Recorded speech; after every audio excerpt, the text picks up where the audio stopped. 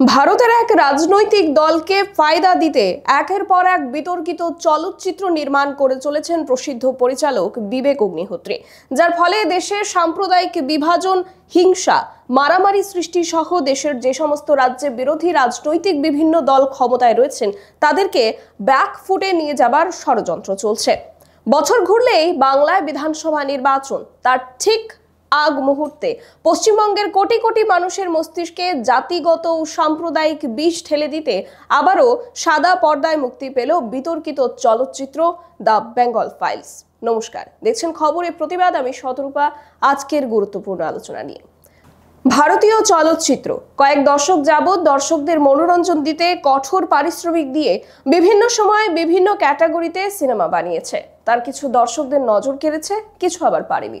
কিন্তু এর বাইরেও ভারতীয় সিনেমার একটা অংশ ভারতে জাতিগত ও ধর্ম এবং সাম্প্রদায়িকভাবে বিভেদ সৃষ্টি করার কারিগর হিসেবে কাজ করছে, যার মূল কাণ্ডারি এই বিশেষ পরিচালক বিবেক অগ্নিহোত্রী।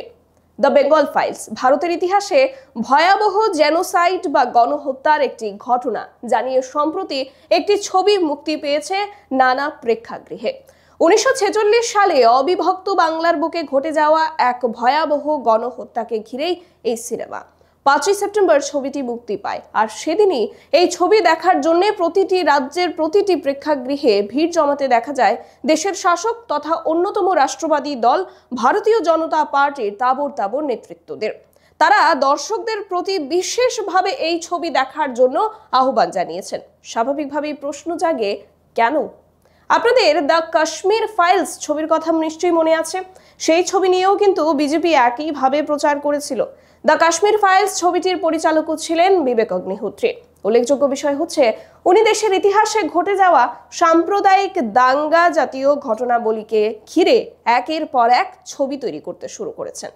দ্য বেঙ্গল ফাইলস 1946 সালের 16ই আগস্ট পশ্চিমবঙ্গের তৎকালীন অবিভক্ত বাংলার কলকাতা শহরে হিন্দু ও মুসলিম গোষ্ঠীর মধ্যে ঘটে যাওয়া একটি ভয়াবহ গণহত্যার ঘটনা, যেখানে হিন্দু এবং মুসলিম উভয়েই প্রাণ হারিয়েছেন। কিন্তু বিবেক অগ্নিহোত্রীর ছবিতে এই ঘটনার জন্য সংখ্যালঘু মুসলিমদেরকে নিশানা দিয়ে ভারতের সাম্প্রদায়িক বিভেদ সৃষ্টি করার মতো বার্তা পৌঁছে দেবার মতো তথ্য তুলে দেওয়া হয়েছে। উল্লেখ্য বিষয়, 2014 সালের পর থেকেই ইনি অর্থাৎ পরিচালক বিবেক বাবু দেশাত্মবোধক সিনেমা পরিচালনা করার আগ্রহ প্রকাশ করতে থাকেন। তার আগে অবধি উনি যে সমস্ত ছবি তৈরি করেছেন তার সবকটি কিংবা বেশিরভাগই অ্যাডাল্ট্রি, থ্রিলার এবং এন্টারটেইনমেন্ট জাতীয় ছবি ছিল, যেমন hate story, chocolate deep dark, Dhan Dhana Dhan goal, Zid, Junooniyat ইত্যাদি। এই ছবিগুলো উনি তৈরি করেছেন। কিন্তু হঠাৎ করে 2014 সালের পর থেকে ওনার পরিচালিত ছবির তালিকা দেখলে যে কারো মনে বিভিন্ন প্রশ্ন এবং সন্দেহ জাগাটাই একেবারে স্বাভাবিক বিষয়।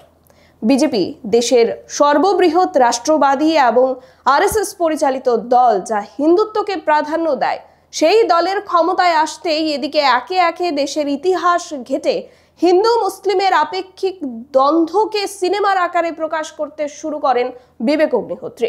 তার ছবিগুলিতে লিড রোলে স্থান পেয়েছে মিঠুন চক্রবর্তী, অনুপম খের, দর্শন কুমার, পল্লবী যোশীদের মতো অভিনেতা অভিনেত্রীরা।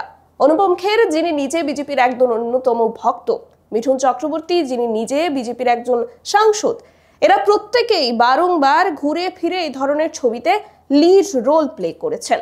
এছাড়া অন্য কোনো নতুন মুখ কিংবা পুরনো কিংবদন্তি অভিনেতা বা অভিনেত্রীদের কিন্তু দেখা যাচ্ছে না এই ধরনের ছবিতে, কারণ ভারতের সিনেমা জগতের বহু অভিনেতা এ ধরনের বিদ্বেষমূলক ছবিকে প্রশ্রয় দিতে চান না বলেও তাদের অভিমত ব্যক্ত করেছেন। যাই হোক, এবার আসা যাক দ্য বেঙ্গল ফাইলস নিয়ে। বেঙ্গল ফাইলস 1946 সালের আগস্টে ঘটে যাওয়া সেই গণহত্যার ঘটনার সূত্রপাত হয়েছিল কলকাতায়। এটি ব্রিটিশ ভারতের বাংলা প্রদেশের কলকাতা শহরে মুসলমান এবং হিন্দুদের বৃহত্তম সহিংসতার দিকে পরিচালিত করেছিল। 1946 খ্রিস্টাব্দে ব্রিটিশ রাজের বিরুদ্ধে ভারতের স্বাধীনতা আন্দোলন একটি গুরুত্বপূর্ণ পর্যায়ে পৌঁছায়। তখন ব্রিটিশ প্রধানমন্ত্রী ছিলেন ক্লেমেন্ট অ্যাটলি, যিনি ব্রিটিশ রাজের থেকে ভারতীয় নেতৃত্বের হাতে ক্ষমতা হস্তান্তরের পরিকল্পনা নিয়ে আলোচনা ও সিদ্ধান্ত চূড়ান্ত করার লক্ষ্যে 3 সদস্যের মন্ত্রিসভা মিশন ভারতে প্রেরণ করেছিলেন। 1946 খ্রিস্টাব্দের 1 মে ভারতের গণপরিষদের দুটি বৃহত্তম রাজনৈতিক দল ভারতীয় জাতীয় কংগ্রেস এবং অল ইন্ডিয়া মুসলিম লীগের প্রতিনিধিদের সঙ্গে আলোচনা করার পরে এই ক্যাবিনেট মিশন ভারতের নতুন আধিপত্য এবং গঠন প্রক্রিয়া নিয়ে একটি প্রস্তাব দেয়। মুসলিম লীগের উত্তর পশ্চিমাঞ্চল এবং পূর্বাঞ্চলে স্বায়ত্তশাসিত ও সার্বভৌম রাষ্ট্রের দাবিতে প্রাদেশিক স্তর এবং কেন্দ্রীয় সরকারের মধ্যে প্রদেশসমূহ নামে একটি নতুন স্তর তৈরি করা হয়েছিল। একসময়ের কংগ্রেস সদস্য এবং বর্তমানে মুসলিম লীগের নেতা কংগ্রেসের কেন্দ্রীয় সভাপতি মণ্ডলী হিসেবে 16 জুন ক্যাবিনেট মিশন পরিকল্পনা গ্রহণ করেছিলেন। তবে 1946 সালের 10 জুলাই কংগ্রেস সভাপতি জওহরলাল নেহরু বোম্বাইয়ে সংবাদ সম্মেলন করে ঘোষণা করেন যে যদিও কংগ্রেস গণপরিষদে অংশ নিতে রাজি হয়েছে, তবে ক্যাবিনেট মিশন পরিকল্পনাকে উপযুক্ত করতে সংশোধন করার অধিকার সংরক্ষণ করে। নেহরুর এই বক্তব্যের পরেই মুসলিম লীগের ভেতর এক আতঙ্ক বিরাজ করতে থাকে। কেন্দ্রীয় সরকারে হিন্দু আধিপত্যের ভয়ে মুসলিম লীগের রাজনীতিবিদরা জিন্নাহকে তার পূর্বের অনমনীয় অবস্থান ফিরিয়ে নিতে বলেন।